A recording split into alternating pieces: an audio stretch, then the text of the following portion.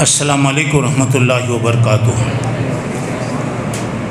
الحمدللہ رب العالمین والعاقبۃ للمتقین والصلاۃ والسلام علی سید الانبیاء والمرسلین وعلی آلہ واصحابہ اجمعین وعلی من تبعہم بإحسان الی یوم الدین، اما بعد۔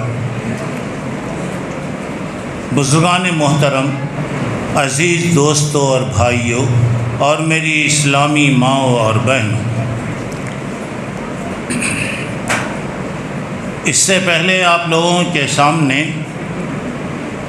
توحید کے تعلق سے ضروری باتیں بتائی گئی تھیں کہ اللہ ایک ہے، اکیلا ہے، ہمیشہ سے ہے، ہمیشہ رہے گا، اور اللہ تبارک و تعالی اپنی ذات میں اکیلا ہے، اپنی عادتوں میں اکیلا ہے، ہر قسم کی عبادت اللہ ہی کے لیے ہے، اور اللہ تبارک و تعالی ہر قسم کی طاقت اور قوت رکھنے والا ہے۔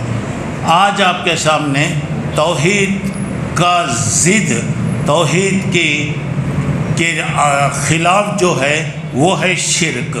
شرک کے تعلق سے کچھ ضروری باتیں میں آپ لوگوں کے سامنے انشاءاللہ میں بتاؤں گا۔ ذرا سامنے آ جاؤ بھائی۔ حضرات، ہمارا کلمہ لا الہ الا اللہ، کل لا الہ الا اللہ کے بارے میں آپ کو بتایا گیا تھا کہ اللہ تبارک و تعالیٰ کے علاوہ کوئی معبود نہیں ہے۔ دنیا میں بہت خدا ہو سکتے ہیں، لیکن معبود حق کون ہے؟ سچا خدا کون؟ وہ اللہ تبارک و تعالیٰ ہے۔ پھر اس کے بعد محمد الرسول اللہ، اللہ کے رسول حضرت محمد صلی اللہ علیہ وسلم اللہ کے رسول ہیں۔ تو یہ محمد الرسول اللہ کے تعلق سے انشاءاللہ کل آپ بات آئے گی۔ تو آج توحید کے اندر دو چیزیں ہیں، ایک لا الہ الا اللہ، یعنی لا الہ، دنیا میں کوئی معبود نہیں ہے، کوئی سچا معبود نہیں، الا اللہ، سوائے اللہ کے۔ اللہ ایک ہی ہے، اور دنیا میں بہت معبود ہو سکتے ہیں، بہت خدا ہو سکتے ہیں، مگر اللہ ہی ہے جو سچا ہے۔ اب اس میں کیا ہے؟ اللہ کو ایک ماننا۔ تو اب یہاں دیکھیے، شرک کا معنی ہے اللہ کے علاوہ کسی اور کو بھی خالق، مالک، رازق، مدبر اور ہر کام کرنے والا، یا عبادتوں میں شریک ہے، یا اللہ کے ساتھ کسی کو ملا لینا، یہ شرک کہا جاتا ہے۔ اور جیسا کہ یہاں پر آپ دیکھیے، شرک سب سے بڑا ظلم ہے، شرک سب سے بڑا ظلم، اور اللہ نے کہا ان الشرک لظلم عظیم، یعنی سورہ لقمان میں 12 نمبر کی آیت ہے، اللہ کے ساتھ کسی کو ملا لینا یہ بہت بڑا ظلم ہے۔ اور یہ ظلم کا مطلب یہاں پہ ظلم کرنا، مارنا یہ نہیں ہے، مطلب یہ کہ یہ بہت بڑا گناہ ہے۔ اور ایک چیز یہ کہ اللہ تبارک و تعالیٰ نے شرک سے منع کیا۔ اللہ تعالیٰ ہر جگہ یہ کہتا ہے کہ اللہ ایک ہے، قل اللہ احد اللہ الصمد، کہہ دو کہ اللہ ایک ہے، اللہ الصمد، اللہ بے نیاز ہے۔ پوری دنیا اگر اس کے ماننے والے بن گئی تو اسے کوئی فائدہ نہیں، پوری دنیا اس کے خلاف بن گئی تو اس کا کوئی نقصان نہیں۔ اور کیا ہے؟ اللہ لم یلد ولم یولد، اللہ کسی سے پیدا نہیں ہوا، یعنی اللہ کے نہ ماں ہے نہ باپ ہے، ولم یولد، اور اس سے بھی کوئی بھی پیدا نہیں ہوئے، باپ کسی کا، اللہ کسی کا باپ نہیں ہے۔ اور کیا ہے؟ ولم یکن لہ کفوا احد، اللہ کے جیسا، اللہ کی برابری کرنے والا کوئی بھی نہیں ہے۔ دنیا میں کسی کو بھی دیکھیے، اگر کوئی اپنے آپ کو خدا کہہ رہا تو یہ 4 باتیں پائی جاتی، کیا دیکھیے؟ ایک ہونا، بے نیاز ہونا، نہ کسی کا باپ ہونا، نہ کسی کا بیٹا ہونا، یہ 4 باتیں کسی میں بھی نہیں پائی جاتی۔ ایک نہ ایک رہے گا، ہو سکتا وہ ایک رہے گا، ہو سکتا بیٹا رہے گا، ہو سکتا باپ رہے گا، لیکن صرف اللہ ہی کے اندر ہے۔ اللہ ایک ہے، اکیلا ہے، اس کے جیسا کوئی بھی نہیں ہے، اور اللہ تبارک و تعالی ہر قسم کی چیزوں سے بے نیاز۔ اچھا، تو دوسری بات یہاں پہ اللہ نے شرک سے منع کیا، وَاعْبُدُوا اللَّهَ وَلَا تُشْرِكُوا بِهِ شَيْئًا، سورہ نساء میں 36 نمبر کی آیت ہے، تم اللہ کی عبادت کرو، اللہ کے ساتھ کسی کو مت ملا لو، کسی کو پارٹنر مت بناؤ۔ اچھا یہاں پہ شرک سب سے بڑا گناہ ہے۔ اللہ کے رسول صلی اللہ علیہ وسلم سے پوچھا گیا، اللہ کے رسول سب سے بڑا گناہ کون سا ہے؟ آپ نے فرمایا الاشراک باللہ و حقوق الوالدین۔ بخاری شریف کی روایت ہے، اللہ کے ساتھ کسی کو ملا لینا یہ سب سے بڑا گناہ ہے۔ دوسرا ماں باپ کی نافرمانی کرنا۔ دیکھیے ماں باپ اللہ کی بہت بڑی نعمت ہے، اور اللہ تعالیٰ نے جہاں اپنی عبادت کا ذکر کیا ہے وہیں پر ماں باپ کا بھی ذکر کیا ہے۔ خَضَىٰ رَبُّكَ أَلَّا تَعْبُدُوا إِلَّا هُوَ وَبِالْوَالِدَيْنِ إِحْسَانًا۔ اللہ نے یہ فیصلہ کیا ہے اللہ کے علاوہ کسی کی عبادت نہ کرو۔ دوسرے نمبر پر وَبِالْوَالِدَيْنِ إِحْسَانًا، اپنے والدین کے ساتھ اچھائی کرو، بھلائی کرو۔ مطلب یہ ہو رہا ہے ماں باپ اللہ کی نعمت، ماں باپ کے جو احسانات ہوتے ہیں وہ دنیا میں اس کی برابری کرنے والا کوئی بھی نہیں ہے۔ ماں باپ کے دل میں اولاد کے بارے میں جو ہمدردی ہوتی ہے وہ ہمدردی کسی میں بھی نہیں پائی جاتی۔ جب تک ماں باپ زندہ رہیں آدمی کو معلوم نہیں ہوتا، جس دن دونوں کا یا دونوں میں کسی کا بھی انتقال ہو گیا تو آدمی کو پتہ چلتا ہے کہ میرا اب کوئی بھی نہیں ہے۔ ایسا معلوم ہوتا ہے کہ دوپہر کا وقت 12 بجے کا وقت ہے، دھوپ میں کھڑا ہوا ہے، چھاؤں بھی نہیں ہے وہاں پر، اور گویا اب وہ لوگوں کو اولاد سے کوئی مطلب نہیں ہوتا۔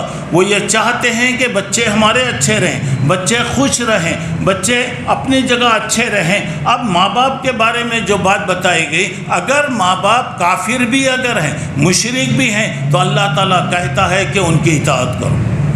ہاں اگر وہ بولتے ہیں تم بھی اللہ کے ساتھ ملا لو، تم بھی ہمارے ساتھ آ جاؤ، اللہ کے بارے میں اگر ماں باپ کوئی زور دے کر کوئی غلط کام کے لیے اگر بلا رہے فلا تطیعہما، ان کی اطاعت نہیں کرنا، وصاحبہما بالدنیا معروفا، ان کے ساتھ انسان ہونے کے اعتبار سے بھلائی کرو، بھلائی کے وہ مستحق ہیں۔ یہ نہیں کہ وہ دین کے لیے دعوت دے رہے وہ ان کو قبول کرو، باقی انسان ہیں ان کی دیکھ بھال کرنا، خدمت کرنا، جو کچھ بھی ہے کرنا۔ اور ایک بات یاد رکھیے گا، بچوں کو بڑا کرنے تربیت میں جو تکلیفیں ماں باپ اٹھاتے ہیں سب جانتے ہیں، اور یہ کب معلوم ہوتا جب کہ آپ کو بھی اللہ اولاد دیا۔ اولاد سے پہلے معلوم نہیں ہوتا۔ آپ کو بھی اولاد دیا تو اولاد کے لیے آپ کیا کرتے ہیں، کیا کیا آپ کو کرنا پڑتا ہے، جب اس وقت واقعی ماں باپ کی قدر وہاں پر معلوم ہوتی ہے۔ تو اب یہاں پر ذرا غور کرنے کی بات ہے کہ شرک سب سے بڑی بلا ہے۔ شرک مشرک کے لیے، شرک کرنے والا اللہ کے ساتھ اگر کوئی کسی کو ملا رہا ہے تو اس کی مغفرت نہیں ہوتی میرے بھائی۔ ان اللہ لا یغفر ان یشرک بہ ویغفر ما دون ذلک لمن یشاء۔ اللہ تعالیٰ کے ساتھ اگر کسی کو ملا لیا گیا، اللہ کے برابر سمجھا گیا، اللہ جیسا سمجھا گیا، اللہ کے لیے جو کام کیے جاتے ہیں کسی لیے کیے جائے تو یہ شرک، اور اللہ تعالیٰ کہہ رہا کبھی اللہ معاف نہیں کرے، کبھی اللہ معاف نہیں کرے گا۔ یہ سورہ نساء میں 116 نمبر کی آیت ہے۔ اب یہاں پر ذرا دیکھیے، ذرا بات کیجئے، بات ذرا غور کرتے جائیے۔ تو مشرک کے لیے دعا کرنا بھی منع ہے۔ جو آدمی شرک کر رہا، اللہ کے ساتھ کسی کو بھی ملا لے رہا، ہمارے کو اس کی تفصیل کی ضرورت نہیں ہے۔ اللہ کے لیے جو کام کیے جاتے ہیں کسی کے لیے بھی اگر وہ کیے جا رہے ہیں تو مطلب یہ ہے کہ شرک ہو رہا۔ اور اس شرک کے لیے کیا بتایا جا رہا دیکھیے گا، یعنی شرک کے لیے جو شرک کرنے والا ہے اس کی مغفرت کی درخواست نہیں کرنا۔ حضرت ابراہیم علیہ السلام کو بھی منع کیا گیا، اور جب قیامت میں حضرت ابراہیم علیہ السلام اپنے باپ کو دیکھیں گے، بہت بری حالت میں، پورا جسم اس کا زخم ہے، بہت اس کے حالت میں رہے گا، بہت پریشانی کی حالت میں رہے گا، تو وہ کہے گا کہ ابراہیم میرے واسطے ذرا سفارش کر۔ تو ابراہیم علیہ السلام کہیں گے ابا میں کتنے وقت تمہارے کو سمجھایا، کتنے وقت بولا تمہیں اللہ کی عبادت کرو، اللہ کے ساتھ کسی کو مت ملاؤ، ابا تمہیں میری بات کو نہیں سنے۔ تو حضرت ابراہیم کا باپ کہے گا بیٹے آج کے بعد میں تیری نافرمانی نہیں کروں گا۔ دیکھیے ابراہیم اتنے بڑے پیغمبر، خلیل اللہ بنایا، ان کے خاندان میں نبوت کا سلسلہ شروع کیا، اور اللہ تبارک تعالیٰ نے ان کو بہت بڑا درجہ دیا۔ تو اب یہاں پہ حضرت ابراہیم کہیں گے اللہ تو مجھے یہ وعدہ کیا کہ میں ذلیل نہیں کروں گا، رسوا میں نہیں کروں گا، تیرا وعدہ ہے۔ یہ پورے لوگوں کے سامنے میں اپنے باپ کو اس حالت میں دیکھ رہا ہوں، اس سے بڑھ کر اور کیا ذلت ہو سکتی ہے؟ تو اللہ کہیں گے انی حرمت الجنت علی المشرک، میں شرک کرنے والے کے لیے جنت حرام کر دیا۔ انی حرمت الجنت علی الکافر، جو اللہ کو نہیں ماننے والا ہے اس کے لیے بھی میں نے جنت حرام کر دیا۔ اب وہاں پر اللہ تعالیٰ کہیں گے جب تیرے پاؤں کی طرف دیکھ، حضرت ابراہیم اپنے پاؤں کی طرف دیکھیں گے، یہ گندا جانور غلاظت کے اندر پورا لپیٹا ہوا رہے گا، تو فیوخذ بالنواصی والاقدام، یہ پیشانی کے بال پکڑ کر اور دونوں پیر پکڑ کر اٹھا کر اس کو پورے لوگوں کے سامنے جہنم میں پھینک دیا جائے گا، پورے لوگوں کے سامنے۔ اب ذرا اندازہ لگائیے۔ تو اب اسی طرح اللہ کے رسول صلی اللہ علیہ وسلم کو بھی منع کیا، وَلَا تُصَلِّ عَلَىٰ أَحَدٍ مِّنْهُمْ مَاتَ أَبَدًا، جو اللہ کو نہیں ماننے والے ہیں، منافق وغیرہ جو بھی ہیں، خبردار وہ مر گئے تو جنازے کی نماز بھی نہیں پڑھنا، اللہ کے رسول سے کہا گیا۔ اور ان کے لیے دعائے مغفرت بھی نہیں کرنا، ان کے لیے خبر کے بعد دعائے مغفرت بھی نہیں کرنا۔ اچھا، حضرت ابو طالب اللہ کے رسول کے چچا، آپ کو معلوم کتنا محبت تھی، کتنا پیار تھا، زندگی بھر اپنے بھتیجے کا تقریباً 50 سال تک ساتھ دیا، بالکل ایسا لگے ہوئے، کبھی بھی زندگی میں نہیں چھوڑے، ہر مشکل مسئلے میں آگے بڑھ کر اپنے بھتیجے کا ساتھ دیتے۔ جب وہ مرنے کے قریب ہیں تو اللہ کے رسول ان کی پلنگ کے پاس، سر کے پاس بیٹھے اور وہاں پہ بول رہے ہیں چچا ایک مرتبہ کلمہ پڑھ لو چچا۔ دیکھو اللہ کے رسول بھی کچھ بھی نہیں کر سکتے، جب تک کوئی ایمان نہیں لایا کوئی بھی کچھ بھی وہاں پہ نہیں ہو سکتا۔ دیکھیے حضرت نوح علیہ السلام کچھ نہیں کر سکے، حضرت لوط علیہ السلام کچھ بھی نہیں کر سکے، حضرت ابراہیم علیہ السلام کچھ بھی نہیں کر سکے۔ تو اب اللہ کے رسول صلی اللہ علیہ وسلم بیٹھے ہوئے ہیں، اور اتنے عقل مند آدمی ابو طالب، بڑے سمجھدار عقل مند، پوری قوم کے بڑے۔ اللہ کے رسول نے کہا چچا ایک مرتبہ کلمہ پڑھ لو چچا، ایک مرتبہ۔ ذرا غور کرو، بعضو شیطانہ بیٹھے ہوئے تھے، ابو جہل اور دوسرے بڑے بڑے بیٹھے ہوئے تھے۔ بولے کہ ابو طالب تم کیا جواب دیے؟ کبھی سوچ کے جواب دو۔ ذرا غور کرو، کبھی یاد رکھو اچھوں سے دوستی رکھنا، برے لوگوں سے دوستی نہیں رکھنا۔ اپنے بچوں کو بھی اچھے لوگ اللہ والے ان سے ملاؤ، ان سے پاس بٹھاؤ، ان سے سکھاؤ۔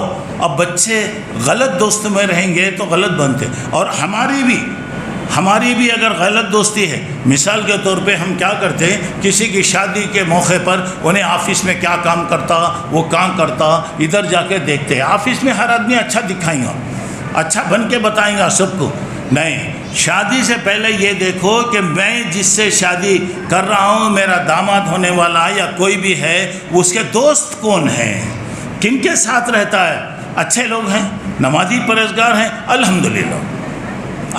اب اس کے بارے میں کیا بھی تحقیق کرنے کی ضرورت ہی نہیں۔ اب ایسے لوگ ہیں جو بے نمازی ہیں، بے دین ہیں، تو اب ان کے بارے میں معلوم ہو گیا کہ وہ ان کو ایسا ہی رہے گا۔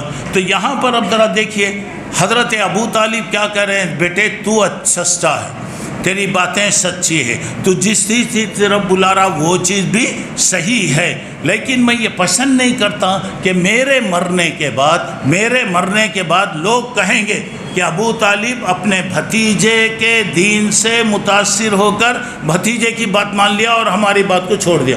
بیٹے میں پسند نہیں کرتا۔ حضرت ابو طالب اتنا عقل مند آدمی تھا، صرف یہ دنیا آنکھوں کو کھلا رکھ کر خالی دنیا کو دیکھے، وہ یہ نہیں سوچے کہ میری آنکھ بند ہونے کے بعد کیا ہوگا۔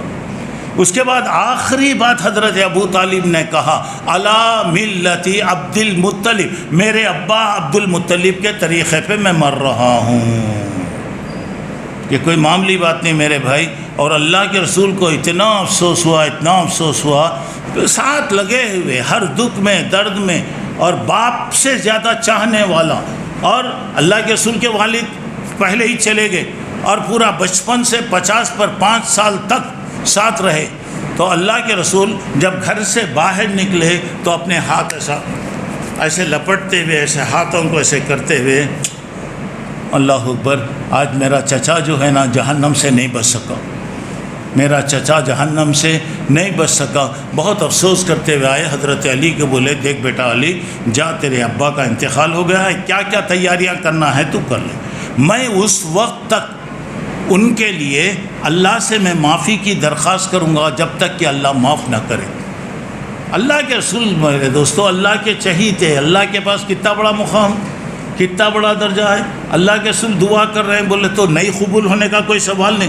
مگر یہاں پہ دیکھیے سورہ توبہ میں آپ اٹھائیے, اللہ پہلے ان کے بارے میں بتایا اگر ایک مشرک کافر یہ منافقوں کا کوئی انتقال ہو گیا, ان کی نماز جنازہ نہیں پڑھنا, ان کے لیے دعا بھی نہیں کرنا. اب اللہ کے رسول کو یہاں پہ کہا جا رہا ہے کہ وَلَا تُصَلِّ عَلَىٰ أَحَدٍ مَاتَ مِنْهُمْ أَبَدًا. دیکھو تمہارے اگر کوئی رشتہ دار ہیں, کوئی بھی ہیں, اگر ان کا کفر کی حالت میں شرک کرتے ہوئے اگر وہ مر گئے تو ان کے جنازے کی نماز نہیں پڑھنا. منع جب اللہ کی طرف سے بات آئی, اللہ کے رسول جب تک منع نہیں تھا کوشش کرے, جب منع آ گیا تو اب یہاں پہ دیکھیے اور ایک بات یہ ہے, لوگوں کا خیال ہے کہ اگر کسی کا انتقال ہو گیا مکے کا کفن لا کے دفن کرتے, لوگوں زمزم ملا کے دفن کرتے, یہ سب اپنی جگہ صحیح ہے. ذرا غور کرنے کی بات, عبداللہ ابن ابی منافقوں کا سردار جب مر گیا, عبداللہ ابن ابی منافقوں کا سردار جب مر گیا تو ان کا عبداللہ بن ابی جتنا پکا منافق تھا بیٹا اتنا پکا مسلمان تھا. وہ آ کے بولا اللہ کے نبی میرے باپ معلوم مجھے کیسے تھے مجھے معلوم ہے, لیکن باپ ہے, اس کے میرے اوپر احسان ہے. میں چاہتا ہوں کہ آپ کی یہ قمیص مجھے دے دیجئے, میں میرے بابا کے کفن میں لگانا چاہ رہا ہوں. اور اللہ کے رسول کسی کو بھی انکار نہیں کرتے تھے, فوری لے جا بھائی قمیض اتار کر دے دی, قمیض اتار کر دے دی. اب ذرا غور کرنے کی بات ہے, نماز کفن میں اللہ کے رسول کی قمیض, اس سے بڑھ کر اور کیا چاہیے بھائی. اور دوسری بات ہے کہ بیٹا بول رہا, درخواست کر رہا, اللہ کے نبی میرے بابا کی جنازے کی نماز پڑھائیے. اللہ کے رسول آگے بڑھے, اللہ کے رسول آگے بڑھے. اب وہاں پر اللہ کی طرف سے حکم آ گیا اور بتایا کہ وَلَئِن تَسْتَغْفِرْ لَهُمْ 70 مرة فَلَن يَغْفِرَ اللَّهُ لَهُمْ. اگر 70 مرتبہ بھی تم ان کے لیے دعا کرو اللہ معاف نہیں کرے گا. ختم ہو گئی بات. اب یہاں پہ ذرا غور کرنے کی بات, یہاں پر ذرا غور کر کے غور کیجئے. حضرت جبرائیل اللہ کے رسول کے پاس آئے, کہا جو شرک کے بغیر مر جائے تو اللہ تعالیٰ اس کو جنت میں داخل فرمائے گا. وَمَن يُشْرِكْ بِاللَّهِ فَكَأَنَّمَا خَرَّ مِنَ السَّمَاءِ. اگر کوئی شرک کی حالت میں مر گیا مطلب یہ کہ اوپر آسمان پہ سے نیچے گر گیا, نیچے کوئی اوپر سے گرا تو کیا ہوگا, یا تو پرندے اس کو لے لیں گے یا ہواؤں میں ادھر ادھر چلے جائے گا, اور پھر یا ادھر ادھر مٹی میں ادھر ادھر مل جائے گا, کہیں دور پھینک دو, اوپر سے گرا, اب جہاز وغیرہ گرا تو کوئی چیز بھی نہیں ملتی, کہاں کہاں جاتا معلوم. تو مطلب یہ ہو رہا کہ شرک کرنا آسمان سے گرنا ہے, پرندوں کو جیسا پرندہ اچک لیتا ہے ویسا لینا ہے. پھر اس کے بعد جیسے تیز ہوا چلی اٹھا کے کانٹے بھی لے آ کے پھینکتی تو ایسا شرک کرنے والے کو ایسا پھینک دیا جائے گا. تو مطلب یہ ہو رہا ہے اللہ تعالیٰ کے ساتھ کسی کو ملا لیے, اللہ کی ذات میں ملا لیے, اللہ کے جو کام ہوتے ہیں وہ کسی کے لیے بھی کریں گے تو یہ گویا شرک ہو گیا. اچھا وہاں پہ ذرا غور کرنے کی بات یہ ہے کہ شرک کی وجہ سے سارے عمل برباد ہو جاتے میرے بھائی. سورہ انعام 8ویں پارے میں ہے 80 پر 8 نمبر کی آیت میں اللہ تعالیٰ 17 پیغمبروں کا نام لیا ہے اور اللہ کے نبی گویا 18. اب دیکھیے میں بولتے جاتا ہوں, آپ لوگ ہم بھی ذرا گنتے جائیے. دیکھیے پہلا حضرت عیسیٰ, نمبر 2 یعقوب, نمبر 3 نوح, نمبر 4 داؤد, نمبر 5 سلیمان, نمبر 6 ایوب, نمبر 7 یوسف, نمبر 8 موسیٰ, نمبر 9 ہارون, نمبر 10 زکریا, نمبر 11 یحییٰ, نمبر 12 عیسیٰ, نمبر 13 الیاس, نمبر 14 اسماعیل, نمبر 15 یسع, نمبر 16 یونس, نمبر 17 لوط. اور آخری نام جو ہے آپ کا نام نہیں آیا، آپ سے بات نہ کہی جا رہی ہے، تو گویا اللہ کے رسول صلی اللہ علیہ وسلم 18 پیغمبروں کا اللہ نام لے کر کرا وَلَوْ أَشْرَكُوا لَحَبِطَ عَنْهُمْ مَا كَانُوا يَعْمَلُونَ، یہ بھی اگر اللہ کے ساتھ کسی کو شریک کر لیں گے اللہ ان کے عمل کو برباد کر دے گا۔ اللہ اکبر۔ پیغمبروں کے بارے میں کہا جا رہا ہے تو کون بچ سکتا ہے؟ اچھا چلیے اور بھی ایک خاص بات دیکھیے گا، اللہ کے رسول صلی اللہ علیہ وسلم سے کہا گیا، یعنی اللہ سے کہا، اللہ کے سورہ زمر 24واں پارہ 60 پر 5 نمبر کی آیت ہے وَلَئِنْ أَشْرَكْتَ لَيَحْبِطَنَّ عَمَلُكَ، اے اللہ کے رسول اگر تم بھی اللہ کے ساتھ کسی کو شریک کر لو تمہارا عمل بھی برباد ہو جائے گا۔ اللہ کے رسول سے کہا جا رہا، جب اللہ کے رسول سے کہا جا رہا تو ذرا غور کریے۔ اب اس کے بعد وَلَتَكُونَنَّ مِنَ الْخَاسِرِينَ، اور کہا جا رہا ہے کہ آپ نقصان اٹھانے والوں میں ہو جائیں گے۔ اب پیغمبر کا کام یہی ہے، پیغمبر کا کام اللہ کی بات کو پہنچانا ہے، مانو یا نہ مانو یہ تمہاری مرضی کی بات ہے۔ اچھا اب یہاں پر ذرا آئیے دیکھیے، اللہ کا عذاب 3 طریقے سے آتا، اللہ کا عذاب 3، اللہ کا عذاب اوپر سے آتا، اللہ کا عذاب نیچے سے آتا، اور اللہ تبارک و تعالیٰ الگ الگ پارٹیوں کے اندر لوگوں کو ڈال دیتا۔ پہلا اللہ کا عذاب اوپر سے آتا، جیسے نوح علیہ السلام کی قوم پر بارش ہوئی اوپر سے، قوم عاد حضرت ہود علیہ السلام کی قوم عاد پر ہواؤں کا عذاب آیا، حضرت لوط کی قوم پر پتھر کا عذاب آیا، بنی اسرائیل حضرت موسیٰ کے لوگوں پر جو ہے ایک طوفان، سائیکلون، طوفان، دوسرا ٹڈے معلوم ہے یہ راتوں میں ہر ایک قسم کے ٹڈے بارش وغیرہ میں زیادہ ہوتے، ٹڈوں کا عذاب۔ چوتھا جوں، سروں میں جو جوں ہوتی نا، پورے جسم میں جوں، پورے کھانے میں جوں، ہر چیز کے اندر جوں ہی جوں۔ اچھا اس کے بعد چوتھا خون، کوئی چیز بھی پانی اٹھاؤ خون بنتا، کھانا اٹھاؤ خون بنتا، نوالا لو خون بنتا یہاں پہ۔ اچھا پھر اس کے بعد میڈک کا عذاب، ہر چیز میں میڈک۔ 5 عذاب اللہ تعالیٰ بھیجا، ایک تو طوفان آیا، ٹڈے آئے، جوں آئی، میڈک آئے، اور پھر اس کے ساتھ ساتھ یہ لوگ آتے، ہر وقت آتے موسیٰ سے کہتے کہ بھائی آپ ذرا دعا کیجیے ہم اچھے ہو جاتے، دعا کرے تو اچھے ہو جاتے، اس کے بعد ختم۔ اچھا پھر اس کے بعد اللہ کا عذاب نیچے سے بھی آتا، جیسے نوح علیہ السلام کے زمانے میں نوح علیہ السلام کی قوم پر اوپر سے بھی بارش، پانی، نیچے سے بھی پانی نکلنے لگا۔ فرعون سمندر کے اندر اللہ تعالیٰ اس کو ڈبا دیا۔ قارون جو دنیا کا سب سے بڑا مالدار تھا، زمین میں اللہ تعالیٰ اس کو دھسا دیا۔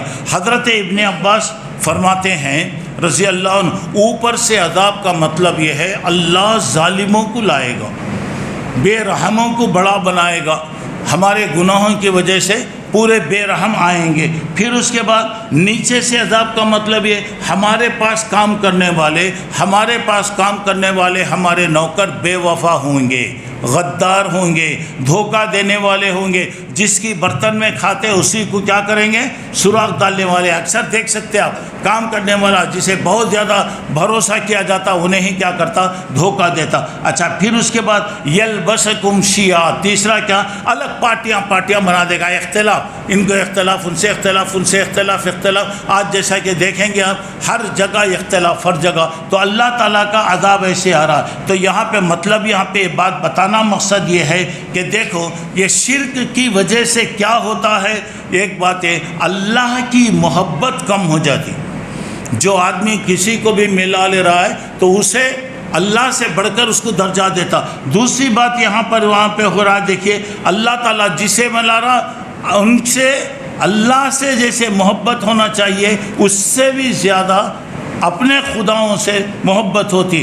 جو کام اللہ کا کرنا ہے نہیں کریں گے، عید کرو، قربانی دو نہیں دیں گے، دوسرے کام کرو آدمی وہاں پہ کرے گا۔ اچھا پھر دوسرا یہ کہ شرک کرنے والا مشرک جو ہوتا ہے برباد ہو جاتا، شرک کرنے والا برباد ہوتا۔ ابھی جیسا بلا اوپر سے اگر کوئی گر گیا تو کیسا ادھر ادھر ہو جاتا، تو شرک کرنے والے کی یہ حالت ہے۔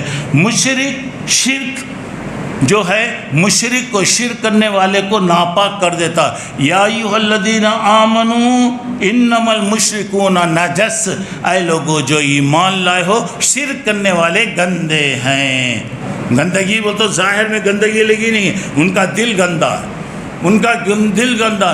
جب ان کا دل گندا ہے تو یہاں پہ کیا بتایا جا رہا، دیکھیے اگر اللہ تبارک و تعالیٰ کے علاوہ کوئی بھی ہماری مدد نہیں کر سکتا، آپ کسی کو بھی ملا لیں گے تو اللہ کا برابر کر لیے، جب اللہ کے برابر کر لیے تو گویا آپ ناپاک ہو گئے، گندگی ہو گئی، اور شرک کرنے والا بزدل ہوتا، اس کے دل میں ہمت نہیں ہوتی۔ اچھا، اسلام میں شرک کے سارے راستوں کو اللہ بند کر دیا۔ یہاں پہ ایک بات ہے، دیکھیے اللہ کے رسول صلی اللہ علیہ وسلم کے بارے میں حد سے زیادہ اللہ کے رسول کا درجے کو مت بڑھاؤ، بتایا جیسا عیسائی کرسچن حضرت عیسیٰ کو اللہ کے برابر بنا دیے، حضرت عزیر کو یہودی اللہ کے برابر بنا دیے، مشرکین کو فرشتوں کو اللہ کی بیٹیاں بنا دیے۔ تو یہاں پہ بتایا جا رہا ہے کہ دیکھو اللہ کے رسول کہے لا تطرونی کما اطرت النصارى ابن مریم فانما فقولوا عبد اللہ ورسول۔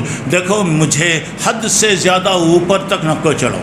لوگ کیا کرتے ہیں، اللہ کے رسول کا بھی درجہ اتنا بڑا ڈالے، اتنا بڑا ڈالے، اللہ سے بھی بڑھ کر ان کا مقام بنا دی۔ تو اللہ کے رسول کو ڈر تھا میرے لوگ مجھ سے بہت محبت کرتے، کہیں ایسا نہ ہو کہ مجھے اللہ کا درجہ دے دے، اللہ کے برابر آپ بنا دیں۔ اچھا، پھر اس کے بعد یہاں پہ بات بتائی گئی، اب یہ شرک کو لے جانے والی چیزیں، اگر مر جائے خبر کو پکی بنانے سے منع کیا گیا۔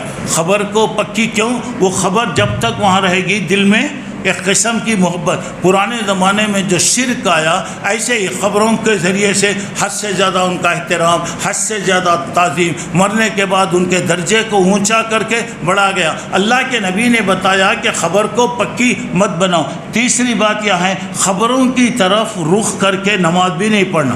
خبروں کی طرف اب وہاں پہ آپ کے دل میں کچھ بھی نہیں رہے گا، مگر ایک شک پیدا ہوگا، ایک شک پیدا ہوگا، اس لیے وہاں پہ منع کیا گیا۔ اچھا، دوسری بات یہاں پر یہ، اور ایک چیز یہ، شرک ایک تو بڑا ہوتا، اور ایک چھوٹا شرک کا مطلب یہ ہے کہ ریاکاری، لوگوں کو بتانے کے لیے کوئی کام کرنا۔ مثلا نماز پڑھ رہے ہیں، لوگوں کو بتانے کے لیے لوگ مجھے نمازی بولنا، لوگ مجھے روزہ رکھنے والے بولے، اللہ کے راستے میں دے رہے، تو لوگوں کو بتانے کے لیے کریں تو بتایا من صلی یرائی فقد اشرک، جو لوگوں کو بتانے کے لیے نماز پڑھ رہا ہے تو وہ شرک کرا۔ من صام یرائی، جو آدمی روزہ رکھ رہا ہے لوگوں کو بتانے، واہ کیا روزہ رکھتے، دیکھو بھائی کب دیکھے جب انہیں روزہ رکھتے رہتے، تو وہ بھی گویا شرک ہے۔ کسی کو آپ دے رہے، دل میں ایک خیال آ رہا ہے، دیکھنے والے ابا کتنا ہے، دیکھو با کب دیکھے جب اللہ کے واسطے دیتا، یہ جو جہاں یہ چیزیں آئیں گی یہ ساری کی ساری چیزیں شرک۔ اور ایک بات، شرک کی طرف دعوت دینے والی چیزوں سے بھی منع کیا گیا۔